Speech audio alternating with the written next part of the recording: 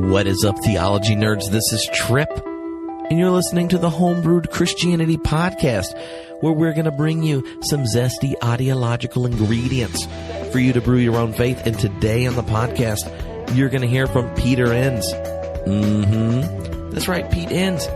He's like a biblical scholar and like a master blogger over at Pathos, and he writes books that people can read without multiple graduate degrees. Now, I have experienced his full straight nerd gear, but he also does write beautifully, powerfully, for normal people. And we're going to talk about his book, The Sit of Certainty, Why God Desires Our Trust More Than Our, in quotes, correct beliefs. Well, at least we start there. Then we kind of talk about the changing shape of evangelicalism. We talk about the relationship of critical scholarship to faith, to theological construction. I pitch a new idea I had at him and see how it goes. We talk about all sorts of topics, but at least starts at the book. But I really like the book, and you should make sure you check it out. So that's who we're talking to, Peter Enns, and he's a professor of biblical studies at Eastern University, St. David's, Pennsylvania. So yeah, I could have actually, maybe, I don't know when he got there, actually, and maybe I would have had him as professor. It was one of the schools that I got into and was trying to decide where to go in undergrad. And there you go. Before we jump in, going to tell you a few itty-bitty things. One, if you aren't signed up for the Homebrewed Christianity mailing list, you should do it, because I got a bunch of different videos and things that I'm going to be sending to everyone on our mailing list. That means like each week or so, you'll get an email. It will have like all the podcasts that have come out in the week. And I have news or updates if we have upcoming live events going on. It will have special treats of things you get only if you're on the email list, like the video of the webinar with Monica Coleman and I, or Bill Leonard and I talking about church history on video, and what church history has to teach us about our contemporary election. Could be that, or Jeffrey Bew could be telling me why I should become a Howard-Wassian. That's an action-packed video.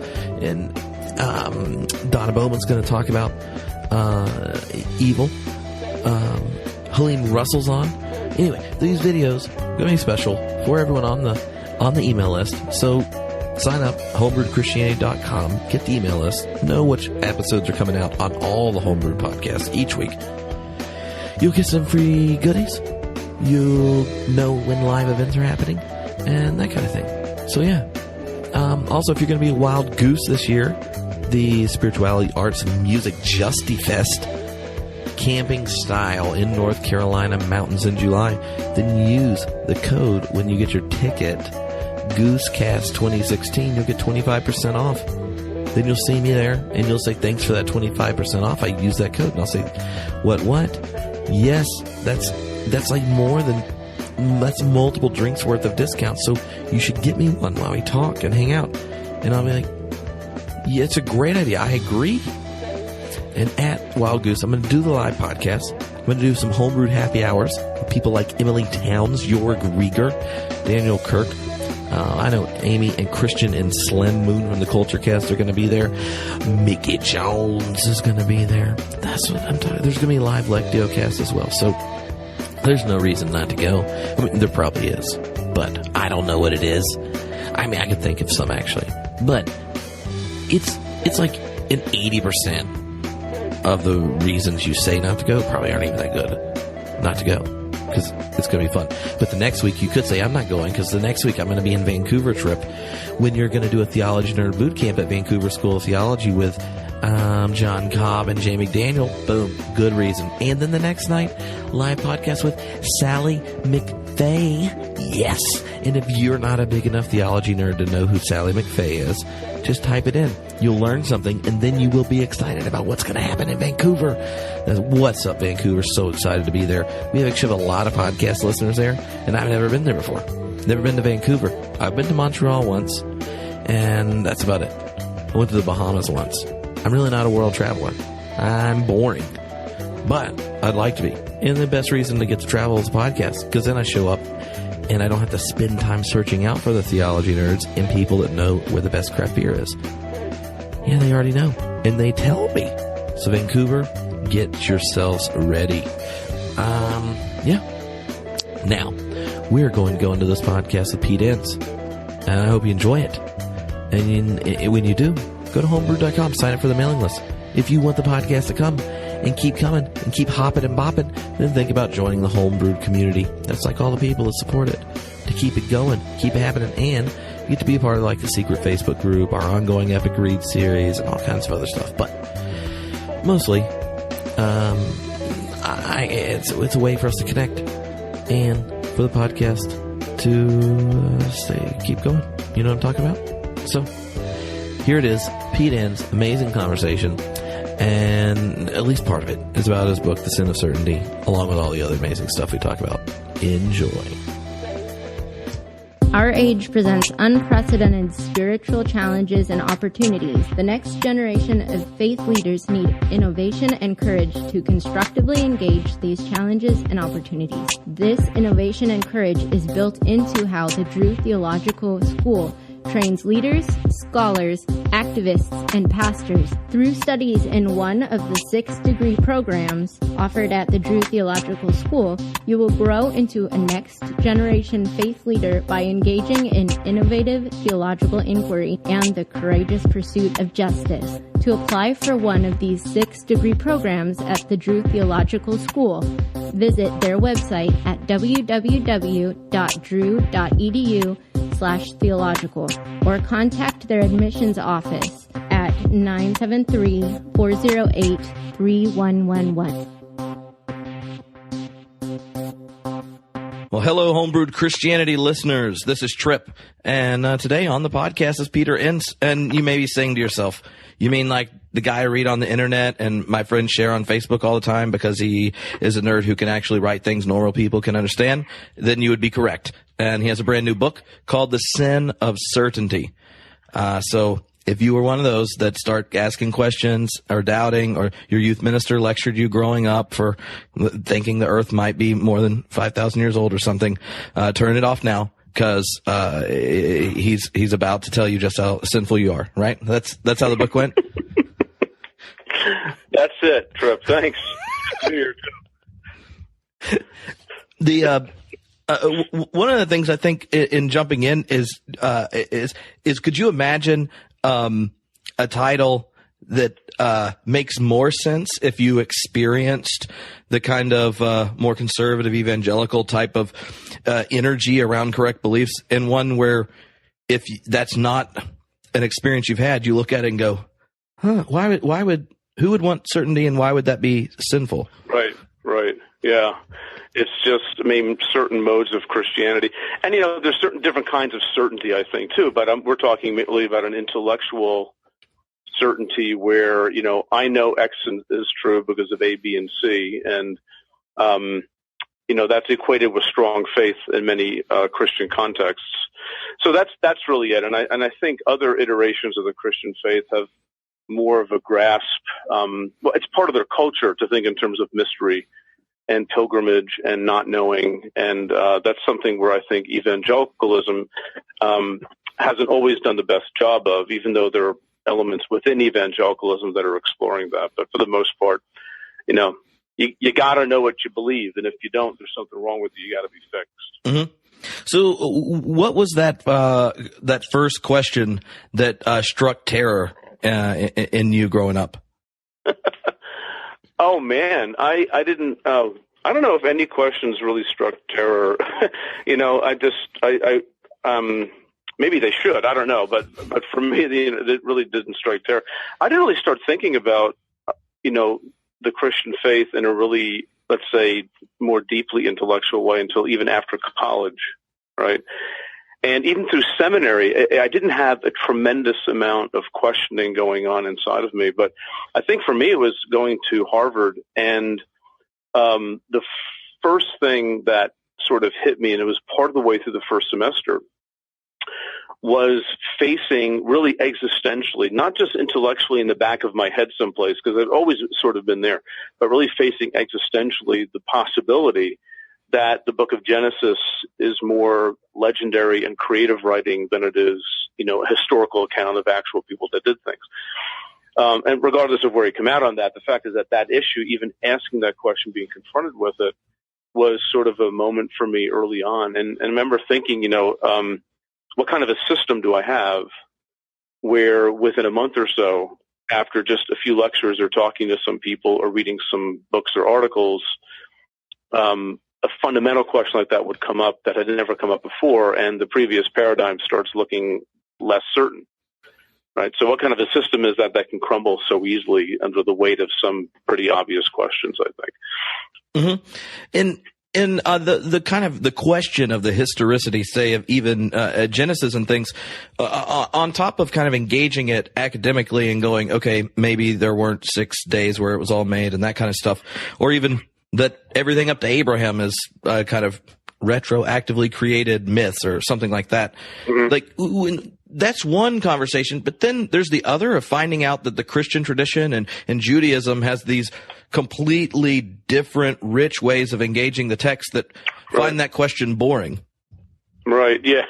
Well, for me, that's a pretty important question. And in the Sin of Certainty, I talk about an encounter with a Jewish classmate of mine who grew up in Israel for most of his youth. And we were looking at the Garden of Eden story together. I don't know how we got on it. We were having lunch, and what do Bible nerds do but talk about the Bible? So we're talking about the Garden of Eden. And I sort of mentioned casually the fall. Mm-hmm. And he said he had no idea what I was talking about. The what? I said, the fall. He goes, no, I don't know. What is that? So I said, well, it's, Adam sinned, and as a result, all of humanity is plunged into the state of sin, and they can't get out of it. And, the wrath of God is leveled at everyone equally, all that kind of stuff. And he said, the text doesn't say that. Well, yeah, it does. Adam sinned, and, they got cursed. Yeah, but look at what the curses are. It's death for Adam, and you're going to have a lot of difficulty growing things out of the ground. And Eve, you're going to be, subservient, subject to your husband, and you're going to scream when you have a baby, and, the serpent's going to crawl on its belly, whatever that means. So, it sort of struck me that, my goodness, I've been reading the Bible through a filter. And then I mentioned, well, what about Satan tempting Eve? He said, what? I said, what about Satan tempting Eve? And he said, well, it's a serpent. It's not Satan. In fact, it says, the serpent was more crafty than any animal the Lord God had put into the garden. And it was one of those moments that sort of, I didn't think it was like, an attack on my faith, as people like to say. It more relativized my faith in the sense that, I have this Bible, I have a tradition of how to understand certain key texts. And I had to face the fact that those understandings are not actually rooted in the text itself, but they're rooted in other things, maybe cross-referencing other texts from other parts of the Bible and sort of bringing them in and downloading them. And it made me realize that, my goodness gracious, if my faith rests, let's say, on proper exegesis, I'm in big trouble. And frankly, so is everybody else, right? Because, it is a multivalent, ambiguous text in many places, which is why you have Bible departments and seminaries and yeshivas and commentaries and people who want to agree but still fundamentally can't agree on certain things after 2 millennia. Mm-hmm.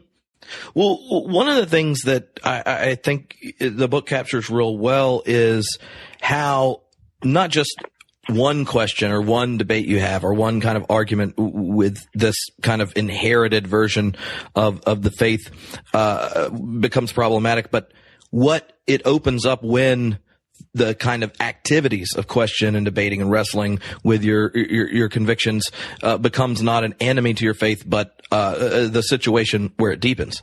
And you kind of describe a switch or understanding or transformation of faith from kind of, assent to these things being true towards one that uses words like trust or you're giving yourself to God and these type of things. Can you describe how that transformation process came to see the very things that made you uncomfortable and things as really opportunities to deepen? Yeah.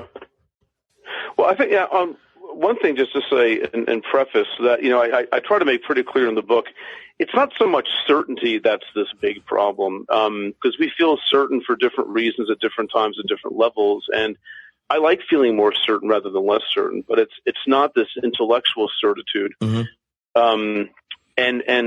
When you find yourself losing that for whatever reason, it could be 1,000 reasons, little or big, this frantic grasp to retain that old certitude, that's the sin of certainty there, because you're not allowing, I think, the growth process to happen where you might have to let go of old certainties and move to language, like you said, like language of trust, or again, another one that's meant a lot to me over the years is mystery or pilgrimage. These are words that everybody uses. I'm not the first person to, wow, there's mystery here. I'm not the first person to think that, but it's, I began to own it, in earnest about, say, 10 years ago. And it has made a big difference in how I just live, and I'm less frantic about needing to be right, which is huge because, I'm a type 8 German and I just like knowing everything. And that's why I went to seminary and graduate school to know everything. But, life has a way of beating you up, and that doesn't work out always. And that's fine. That's actually not fine. That's beautiful, to let go of that need to know and to learn other language to describe your faith. And then realizing that, people have been using that language for a very, very, very long time. It's not a cop-out because, you can't handle the right answers. You don't want to listen to the Bible. It's a recognition of what the saints have understood even within the Bible for a very, very long time, that sometimes we know, sometimes we don't. We look through a glass darkly, right, as Paul says. Mm-hmm. So what kind of questions are the ones that you as a professor at Eastern, when you're talking to undergrads, are like the initial ones where you can see that the faith they were handed is fracturing in some way, but being redirected and re-energized? What are those questions and topics that they normally bring up to you? Well, I mean, those things are typically for undergrads rooted in their own reading of the Bible, sort of, without training wheels and without adult supervision. They're sort of on their own reading it. And probably the biggest question I get is, why is God mad all the time? And why is his default way of handling disagreement some type of physical punishment, whether it's death, capital punishment, or plague that leads to death, or sickness, or exile, or drought, or famine, or all these things? Why is that God's default way of acting? And, what kind of a God is being presented to us here? How does that square with the New Testament? That's a common thing. Not that the New Testament gets off the hook here, because we got some moments, although it's not really as extreme, I'd say, as the Old Testament. But still, that's probably the big question. Another one is science. That's especially for students who are coming out of sort of a real literalism with not understanding symbolism or metaphor in Genesis. But still, science presents a world for us where, humans or hominids have been around for a very, very, very long time and doing human-like things like building boats or tools or having families and writing and drawing and worshiping even, for tens of thousands of years. Go back to sweat lodges, however old they are, tens of thousands of years old. And it just presents a different world for students than the sheltered one that they've,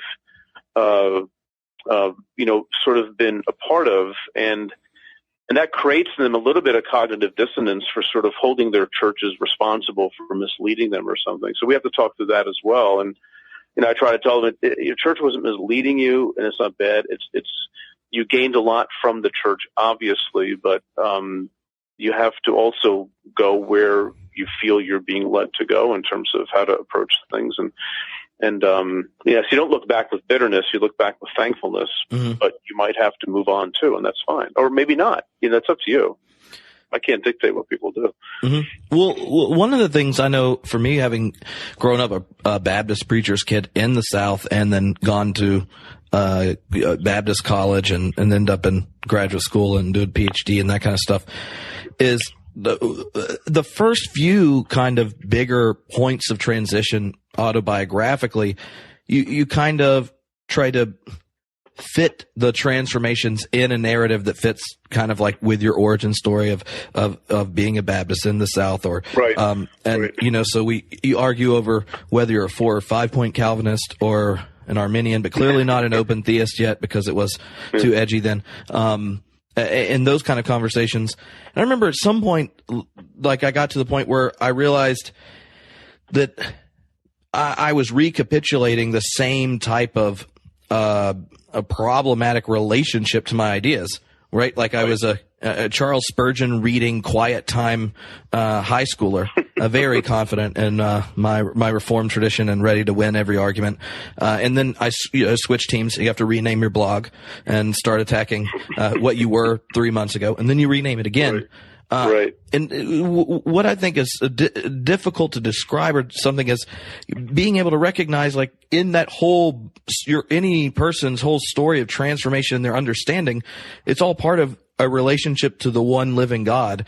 And what's so odd is how it makes so much sense to Christians to think that, like, one version of them is the correct Christian version of Tripp or Peter, as opposed to recognizing, no, faith is like that whole journey or pilgrimage or story with the living God through the whole thing.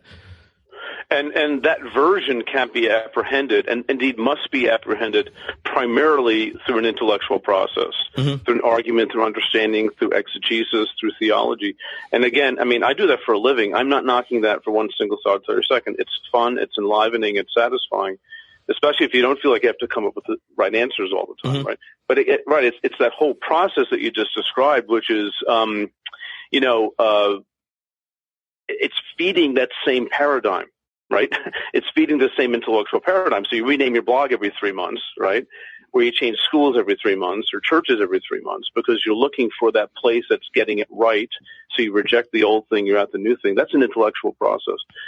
At least it's fed by the intellectual process. And, I think that exemplifies exactly the problem. Rather than, I mean, I have a lot of respect for people who maybe can stay in churches where they actually don't agree with a lot of what's being said, but they have other reasons for staying there. And to me, that suggests a very mature kind of faith where that being right and having the right answers and knowing you're in the right crowd, the in-group rather than the out-group, that has ceased being important to you, at least not as central as it maybe used to be. Oh, I mean, I think so. And I think it's definitely changing even in evangelical circles where I've met new students in seminary now who grew up in evangelical churches, went to Christian colleges and stuff, who, if they feel perfectly at home there, and I probably wouldn't have felt ostracized, today as I did back then. And, but I think the other side of it has been parts of the church have doubled down on right belief and that kind of thing that leads to this anxiety about your relationship to God, as if God's kind of main concern is fixing your thoughts or getting you to order your words correctly. Well, I would say it does. It leads to anxiety, but I also think more fundamentally it's rooted in an anxiety that's unstated, which is that deep down fear. If I'm not right, if I can't be certain on a particular kind of level, a certain percentage of certainty, right? Then there's something wrong with me. And if I don't have my faith nailed down, I don't know I don't have a narrative anymore, and we don't like our narratives being destroyed. I was talking to a friend of mine about this years ago, and we were talking about how fear drives a lot of this doubling down, right? And I said to him something like, I think it's a fear of being wrong. And he said to me, I think it's deeper than that. I think it's a fear of not knowing what happens to you after you die. And I said, that's too specific. I think it's more general. But the more I've, thought about it, I think there's something to that, the fear of death. And if you have a narrative that guarantees that finality thing that has plagued humanity ever since it's been human, right? And people have written songs about it and built buildings about it and gone to war about it. If that thing is actually not an obstacle for you, that's a beautiful narrative to have, right? So the idea is that, if any part of my narrative is called into question, then that ultimate thing, the death thing, that's called into question too. So I can't allow any part to be weak. All of it has to be strong. And if I have weak links, then those links have to be taken out and reforged, and you have to get that chain back. When in fact, maybe the way forward is just dropping the chain altogether and just giving yourself up to God, even if you can't name this God, and say, I give up. I'm just a person. I'm one micro speck in a universe of specks, and I need help. I think that's humility, and I think that's the fundamental character of people who are seeking God and trying to articulate God, which is theology.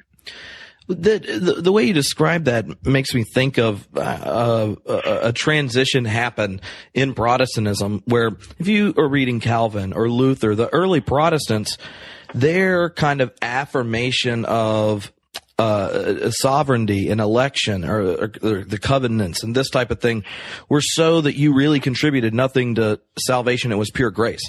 And in their minds, it was a kind of radical affirmation of grace.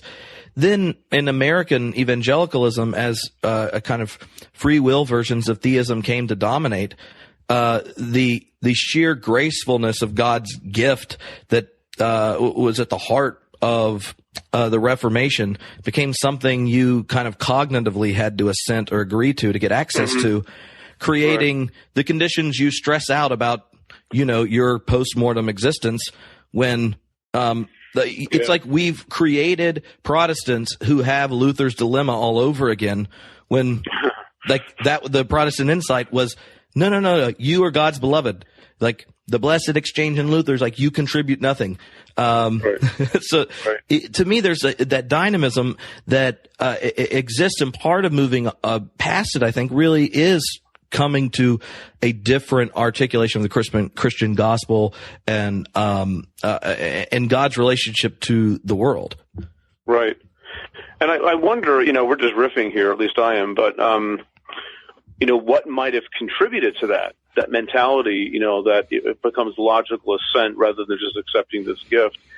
And I can't help but keep blaming the 19th century and even before that. Basically, Protestant evangelicals like to pick on the Enlightenment as the worst moment in the history of the cosmos, except for Satan's fall. That's the worst thing ever happened. And, that's not true. I mean, there are all aspects of the Enlightenment, throw God out, supernatural, all that kind of stuff. I support brushing teeth. That's got to be one of the greatest, made kissing way more entertaining. And batteries.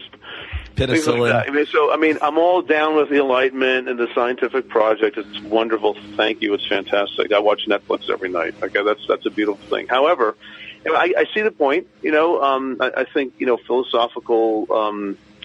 When you make God subject to logic and analysis, I can't prove this one way or the other, but I can't. Fundamentally, I think that's a problem, because if God exists, God isn't subject to that. That's what I believe. I don't believe that. I can't argue it, can't articulate it well, but that's what I believe. And so, but you see, that's exactly the same problem that's made by conservatives, right? They've adopted that sort of Enlightenment mentality, that modernist mentality, that things that are worth knowing have to be intellectually consistent. They have to be provable. They have to have evidence and this and that. And the 19th century threw a real wrench in the works with things like evolution, right?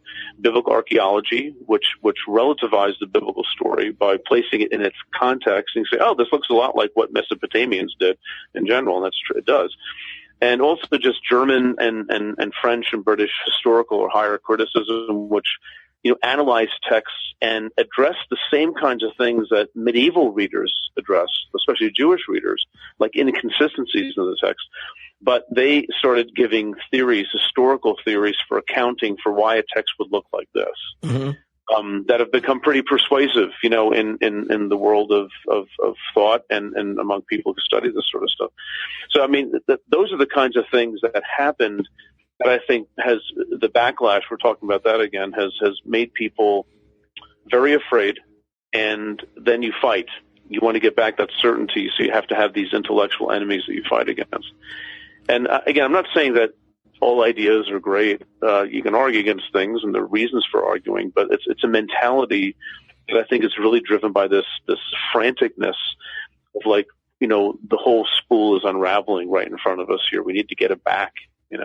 And maybe the way forward is a very different path that intellectually minded evangelicals might not always consider. What do you make of the rise among Protestants and evangelicals, especially, using the traditions, creedal traditions, as like hermeneutical keys? Like, if you have this kind of biblical principle of inerrancy or infallibility, and this kind of thing starts to wane, then I've seen even like Southern Baptists, people like that, turn to creedal things as like the boundary of your interpretation and your hermeneutic when reading Scripture. Right. I just find that odd, but I'm interested if you think there's what motivates that. Well, I think on one level it is very healthy because you're trying to connect to, the broader Christian tradition and be defined by things that are more Christians would have in common that would, separate them. So I think that's a very good thing. I'm an Episcopalian, I think, sort of. So, we said Sunday, and, I see the point and the wisdom of doing that.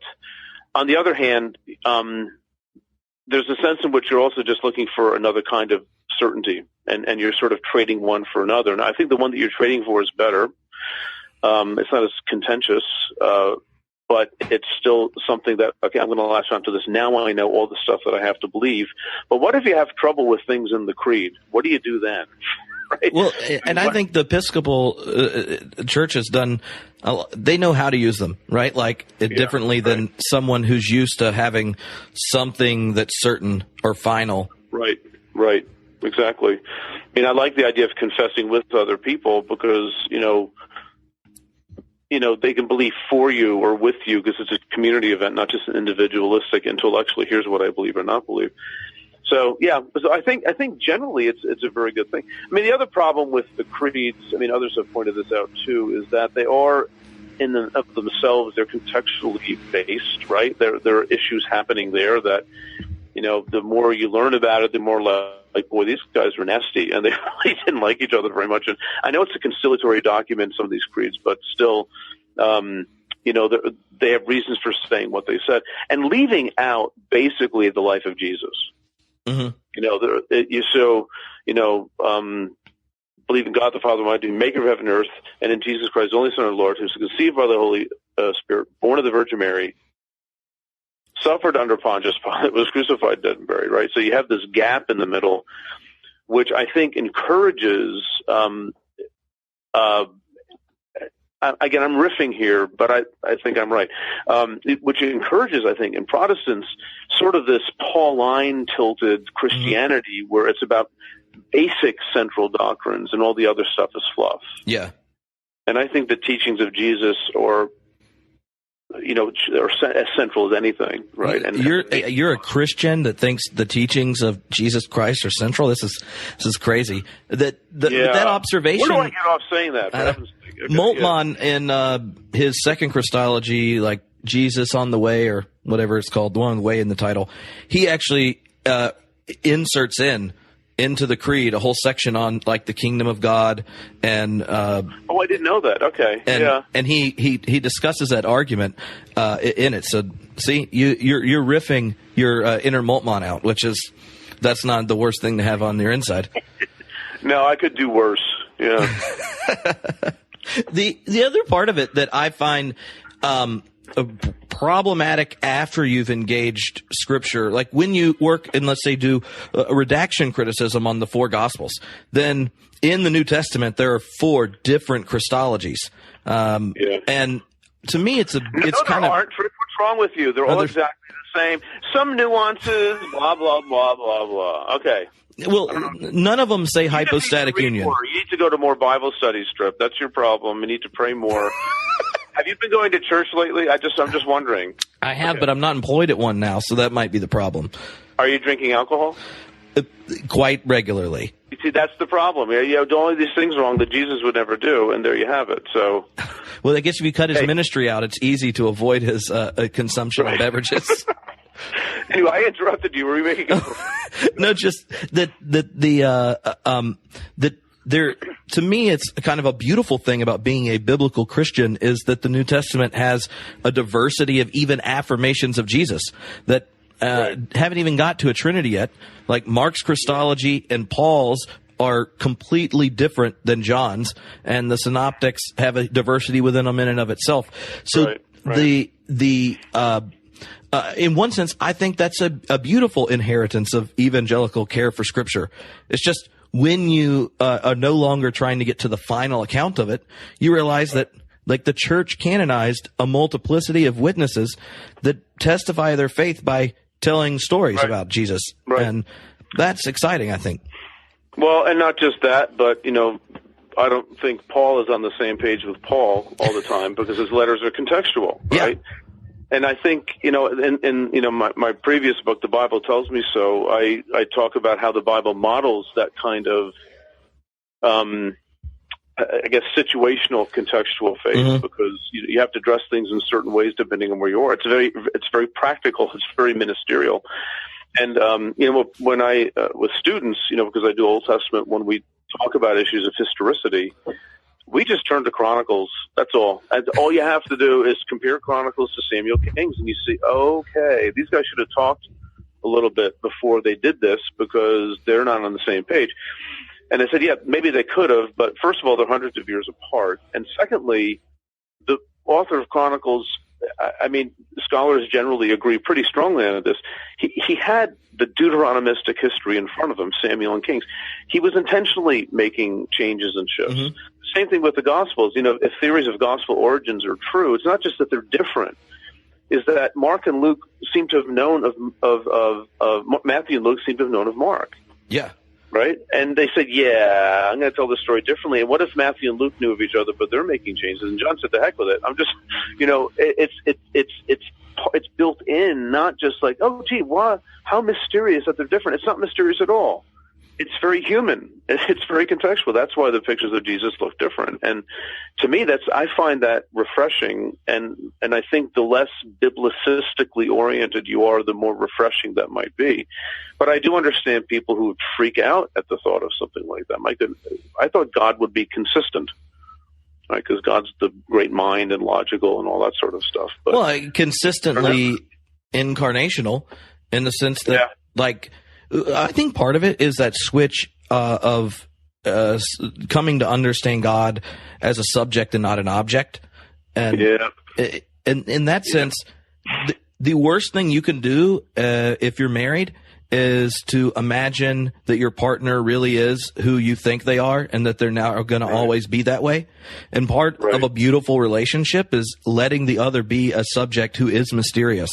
And your love for that other keeps you in relationship and growing in intimacy, and you come to understand each other better. But that doesn't mean the mystery goes away or there's some finality to it. But in preserving the mystery and the subjectivity, the relationship is stronger. But subjectivity is a very, very bad word, isn't it? I mean, it all depends on how many 19th century Danish philosophers you read. Because subjectivity, in popular, the parlance of the evangelical movement, subjectivity is what you avoid. That might be the criticism most often leveled at me, Pete, by what you're saying. Let's say how Paul uses the Old Testament. I just read this in a book edited by Don Carson about the abiding authority of Scripture or something. It just came out, and there were a couple essays in there that mentioned me. And one author said, I was actually mentioned less often than I should have been. I'm a little bit hurt. There are other people far less dangerous than I am who are mentioned far more often. So I don't know what I have to do. I don't know. I'm not even telling them that right now you're tearing pages out of your Bible. I know. I'll talk to my therapist and lawyer about that, and we'll work that out. But anyway, the idea of being subjective, Paul's use of the Old Testament is very midrashic. Mm-hmm. And the comment was something like, Enns is sort of right, but he takes it too far because now we just get into subjectivity. I'm like, are you kidding me? Okay, so if I didn't go as far, I'd be objective. Now I'm subjective because I went a little bit too far. Can we think through this, please, a little bit more carefully in what we're saying? Can you avoid that kind of subjectivity you're afraid of? Can you actually avoid that in doing theology or reading the Bible? Do you know anything about the history of interpretation and how diverse the interpretations have been, how subjective interpretations have been applauded and lauded and celebrated in the church until this Reformation/Enlightenment thing started getting out of hand, Well, how much of it... Okay, now, I need a break after that. I'm sorry. Okay, I'm back. Fine. Well, pulse is like, wait, I got to take my pulse. Oh my, okay. Okay, go ahead. We don't need this to be your last interview.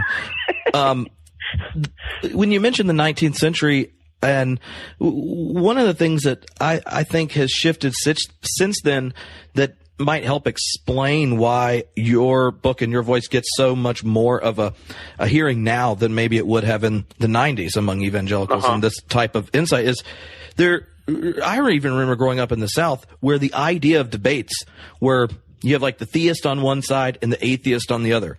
You have like the biblical real Christian New Testament scholar and the Jesus seminar person or whatever. And there was like clear debate, and the assumption was that by using critical reason and facts and truth, like there would be a winner and we would have an answer. And I think more and more people, be it like recognizing how odd we are cosmically or the historical criticism stuff or how our arbitrary thrownness into the world and all the weird sociological things that shape our possible futures, which we have no input on, like they shape what we even could reflect on as possibly being true. That the religious pluralism in non-either or angry ways, like I know people of every religion that are better humans than me, which really problematizes eternal conscious torment for them, and things like that. That now there's no way we can even be sure of our own truth as having been the product of rationality and truth, right? Like once we understand false consciousness, whoever teaches it to you, it could be Freud or Marx or Nietzsche or whoever, you are no longer this rational thinking thing that automatically gets to the truth because it's evidence that the verdict follows through and all that kind of stuff. You're simultaneously a skeptic and a believer at the same time, right? The fracture is not between two sides ready to get settled rationally. It's right in us. But I don't think we can undo that. Like, I don't think we can take a step back in history and have less complicated hermeneutical situation in the West. But that kind of recognition that each of us is a believer and an unbeliever, or the skeptic and believer at the same time, gives a real different way of understanding faith that, as you're describing it in the book, that is life-giving and has that evangelical, passionate yes to the gospel, let's live it out, testify to it, and proclaim it there. Right. But it's a different hermeneutical relationship to it. You know, I think, what I'm sensing, not my fingers on the pulse of everything, but just from, the internet and teaching younger people, I'm seeing that older paradigm that you described about the two debaters, that sort of has deconstructed itself, right? Which is what postmodernism is, right? It's the modern becoming conscious of itself and deconstructing itself. And I think people are just realizing that. And there are lessons learned from the history of criticism, from, post-Enlightenment biblical studies or theology, that has advocated that sort of rationalistic approach to the faith. The good things have come out of it. I think, ironically, if anything, for example, historical criticism of the Bible has actually done the church a tremendous service by alerting us to the fact that these things are not easily cubbyholed, the Bible and our faith, right? These things are actually very difficult. And ironically, there's more of a sense of an incarnational model of theology and criticism than there is with a lot of evangelicals and conservative Christians that I know. They're uncomfortable, actually, with an incarnating God. I mean, they would never put it that way. I would never say it that way to them, although I just did on the internet.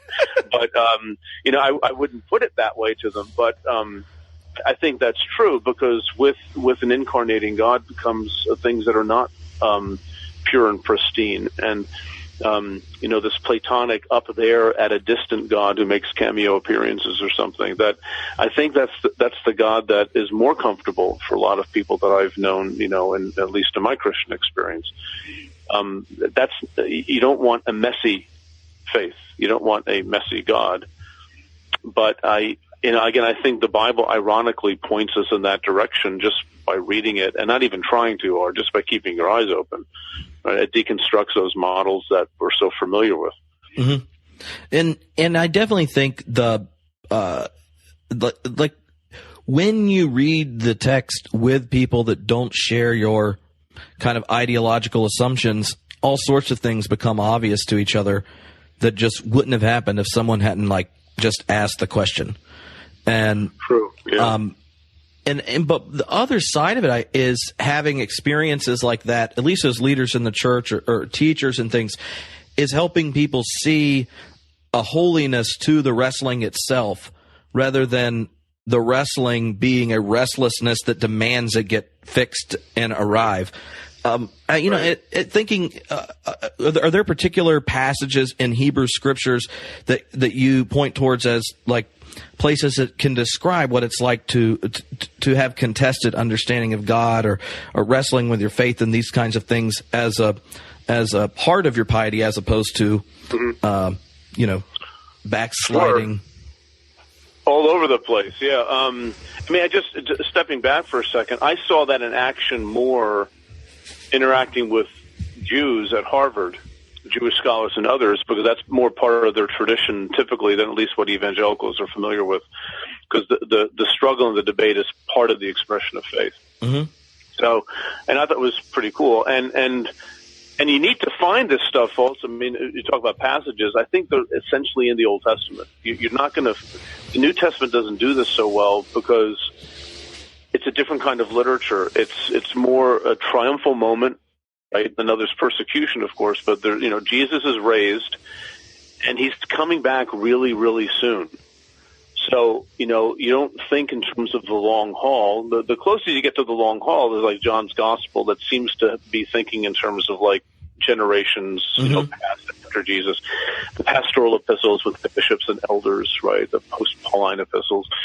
It's there, but in terms of the real like struggling with faith, you don't have much in the New, but you really have it in the Old. You have it in Lament Psalms, the Book of Lamentations, and Job and Ecclesiastes, and prophetic utterances too. There's a questioning and challenging and struggling with God. I thought this was going to happen. In fact, you said this was going to happen, and now it's not happening.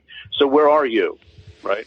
You don't get a lot of, where are you, O Lord, in the New Testament. You get it once with Jesus on the cross, but apart from that, I'm thinking, where else do we see this?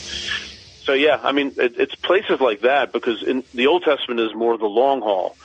It's, hundreds of years of Israel's existence, plenty of time for things to go wrong, and it usually did. And that led them to sort of engage their faith in God very differently than you might living, in the post-Jesus cosmos. Mm-hmm. Is there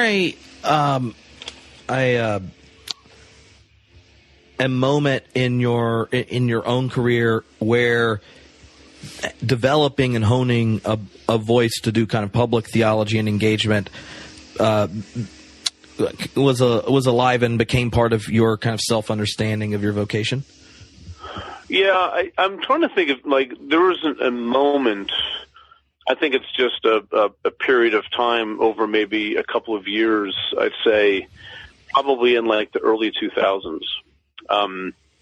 When I wrote Inspiration and Incarnation, that just came out in 2005, I was done with that book in 2004. I've been working on it for, teaching at the time, obviously full-time, 2-3 years, maybe just working on it. So probably around 2000, 2001. I don't know, I began thinking to myself that I want to write books that are for broader appeal and consumption, where you have broader conversation partners rather than simply talking to other scholars. Again, I think those kinds of books are important. I've done a few, but it bores me. Does all this Jesus stuff work? What is our faith? What is it like? Those are the kinds of conversations I want to have, and sort of bring what I do into a conversation with other people and sort of have a place at the table and talk about some things. So, it might have sort of just been something like, I remember thinking, I want to write books that people in my church can read. I want to write books my mom can read, without a lot of theological background. And the challenge then of trying to distill things into words that people can understand, which is hard writing, So, yeah, at no particular moment. Actually, there's one thing, if this is interesting to anybody. Jim Kinney, who's a friend of mine, who's an editor at Baker, we were talking, and he's the one who said to me, I've always blamed him for this because it wound up making me lose a job. But he said, you're at the point of your career now where you need to think more in terms of not writing things because other people ask you to write them, but thinking of yourself, what do you want to do? And what do you want to write? And Inspiration and Incarnation came out of that because I've been teaching that stuff in seminary for, 10 years at that point. Mm-hmm. And that was a really helpful move. And what I wanted to do was something, again, that it would engage people more broadly rather than just sort of a narrow guild. Mm-hmm.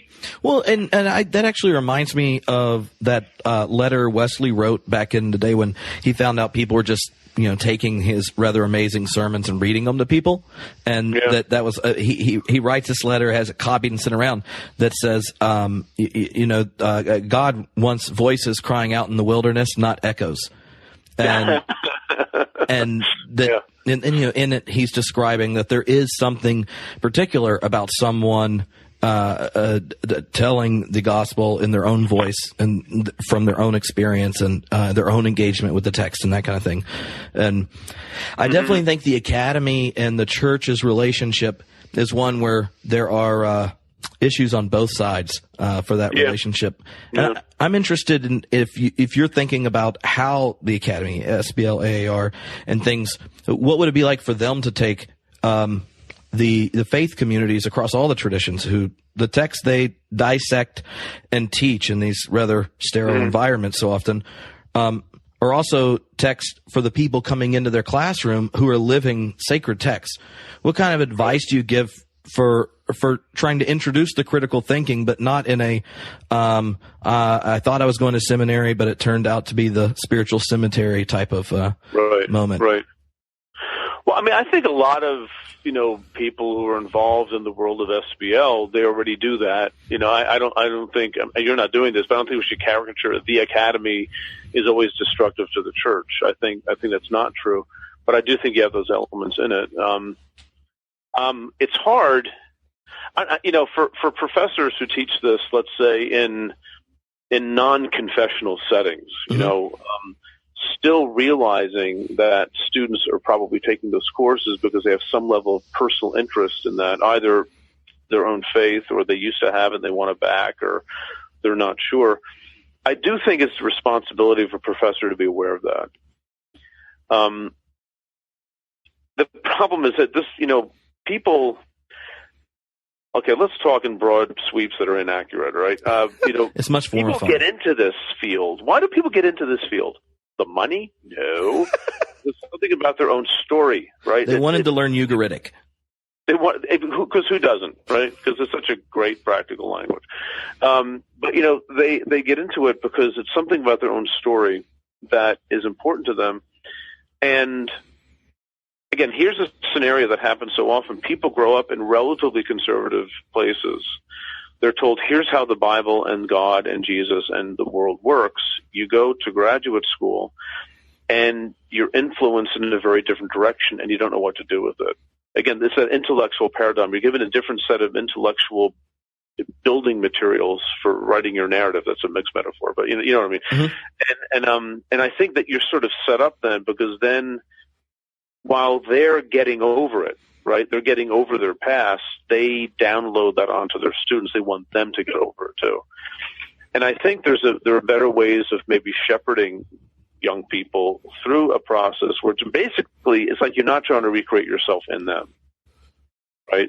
Whether it's an anger or a bitterness. And there are people in the academy who definitely fit that description, but many who don't. They're very mature people of faith, whether Christian or Jewish, right? And because we're talking about biblical studies, I might limit it there. But, people of very mature faith for whom, they see things differently. They don't accept the same structures of faith as maybe some of their students might. And part of what they can do is sort of gently model for them different structures of faith.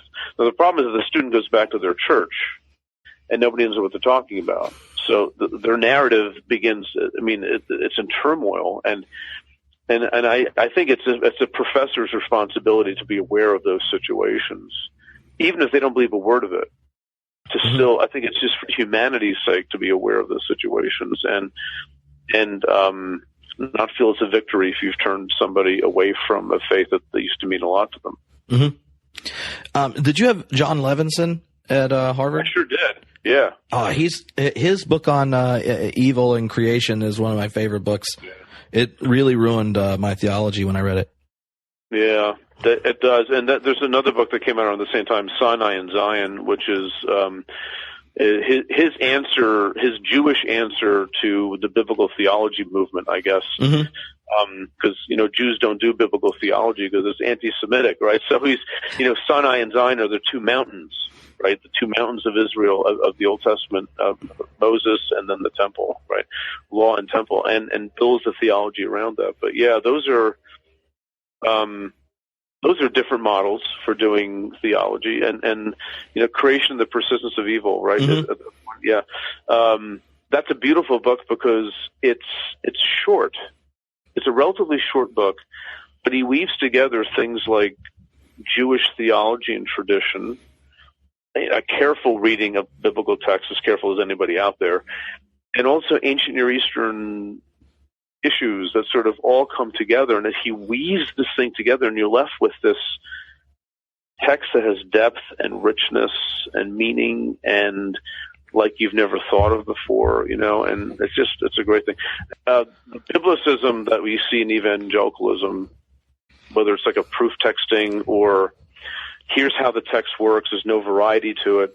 A cure for that, which I experienced. I was never really biblicistic, but I still experienced studying with Jews who have reverence for the text, just modeling different ways of reading texts that actually make a tremendous amount of sense, especially in their community. And that really sort of it takes the getting back to the sin of certainty. It takes the certainty out of you. You can still have a conviction about something, but you realize that the Bible is a multivalent book, and the Jewish tradition is all over that, and it's a good exposure to read Jewish theology and Jewish biblical scholars, like you mentioned, John Levinson or James Kugel, another one of mine at Harvard. So, yeah, no doubt. A couple quick questions at the end. What is your favorite book to teach? Oh boy, I think I like teaching Genesis. And a reason why is because it's like all the issues do hit you there, issues of like myth or legend. You have to talk about when it was written. There are monarchic echoes all through Genesis, and that gets you into issues of theology and the craftsmanship of the text at a later time. It is fundamental to where Israel's story is going, in the sense that it's about land and population, right? And Genesis is very much about that, offspring and where you're going to put them, right? So, I just think Genesis is a great text because it's a diverse text, and it's almost a good laboratory for encountering every conceivable issue that comes up in biblical scholarship, and they're all there. All right. So when you're looking around your library and you're looking at the books and you walk by and there are three different categories I like asking about. Like, what's a book when you see it, you're like, I remember that. It changed my mind. What's one where you see it where you're like, man, how many times have I read that thing? And which is the one where you see it, you go, oh, I wish I wrote that one. So change your mind, reread, and the wish you wrote. Change your mind. I'm thinking here. I actually have my bookshelf at school in my head right now. At least what the shelves look like. They're brown. That I know. Probably. Oh, I don't know. I hate to, because I've had them. I've been changed so many different times. It's like I can't think of one immediate book that's sort of like this was the moment where everything started making sense. I do think, for example, but maybe like in graduate school, James Kugel's book, Traditions of the Bible, which looks at biblical stories and how they've been understood in Judaism. And for me, that was one of these moments of looking at the nature of biblical interpretation in the Second Temple period, which also happens to be, ding, ding, ding, when the New Testament was being written for the most part, or maybe experienced at least. So that sort of was a moment that changed, not just, boy, that's an interesting book for interpreting the Bible. I was like, the New Testament authors did that, right? And that made me think differently about, what is the Bible, right? And so that book maybe summarized a lot of similar experiences I had with studying with Jewish professors. Which book would I like to reread? Is that it? Well, ironically, you mentioned two of Levinson's books, Sinai and Zion, but Creation and the Persistence of Evil is one that I haven't read for years now. I've poked in it for something. I think when I wrote The Evolution of Adam, I might have poked in it for a couple of things, but that's the kind of book I just want to experience. It's simple enough, but challenging enough to sort of read through that. And I wish I had wrote that. Yeah. The one I wish I had written, I can't. This is going to take me a long time, probably longer than we have. I don't know. I don't think that way. Church dogmatics. Like, obviously, that's the. No, it's too long. Gosh. Yeah. No. There's no book that I can say I wish I had written that. Well, I have had Terry Fretheim picked his favorite children's book because he's like, I can't remember which one it was, but he's like, my grandkids really like this one. I wish I had written it because then I know they would at least read one of the books I read. Oh, you know what? Okay, if we're going to expand a little bit here, I wish I had written the Chronicles of Narnia. Oh yeah, that has some. Okay, those are books that are going to stand the test of time, and they're just good books. I don't care if they're children's books. Well, if people are out near near St. Davies, right? Is that St. Davis? Davies? St. David's. David's. What's the your favorite local craft beverage? Well, Yingling is the local brew, sort of local. I mean, it's brewed maybe like an hour from here.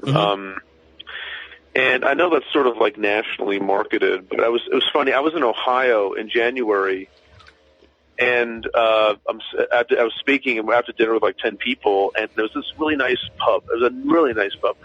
Oh, and we have Yingling. I'm like, are you kidding me? Do you know where I'm from? Do you know where Yingling is from? You can go to Toys R Us and buy Yingling in Pennsylvania. It's all over the place, So don't impress me with Yingling. I like Yingling. But that's, I don't know. There are so many microbreweries in Philadelphia. It's daunting.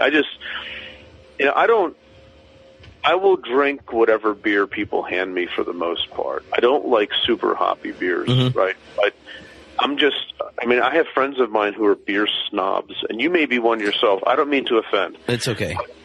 But I'm like, guys, whatever. I can't tell the difference between these three beers. I just can't. So I'm not wired that way either. So I'm a simple person. So, what's your best tactic for people that are trying to start writing regularly and blogging and this type of thing and building public platforms? Do you have a trick of the trade? No, but I would say just be yourself and be honest and let what you write about flow out of an energy that's coming out of you. Try to do what's hard to do, but resist the temptation to make it all about you, and your own platform and fame. And that is hard to resist. Some of us, including myself, we sometimes have to do that because a platform becomes important for things like writing books and things like that. But I think blogging should be fun. Don't write long blogs. Don't write 2,000-word treatises. Nobody cares. 500 words, 800 words, 1,000 if you're really brilliant. I just say keep it short. I don't know how long do you write for? I should have asked this before I said that. Oh no! Back in 2007, 2008 or so, I had a blog that were 8,000 word summaries through all of Pannenberg's work. And a friend of mine who blogged or emailed me is literally 2 people might read half of it. And he sent me a book on social media and blogging, and I read it and I was like, oh, okay. And then I found out I like podcasting more than blogging, because I feel like if you sit down and are listening to a podcast with people talking about God and faith, then it creates space where you're listening, overhearing, and building a relationship to think new thoughts, rather than reading a blog post and immediately assessing the person. So by interviewing people across a spectrum, and the idea is to give ingredients for people to homebrew their own faith. Just, no chilled pea tasting light beer Christianity, but it could be a German lager or hoppy or wonderful Belgian, just something that doesn't suck. Right. Yeah. Well, amen to that. So. Yeah. Well, thank you so much for taking the time to hang out and talk about the book and a million other topics that came up. Right. Okay. Well, I appreciate it too, Trip. Thanks, and anytime.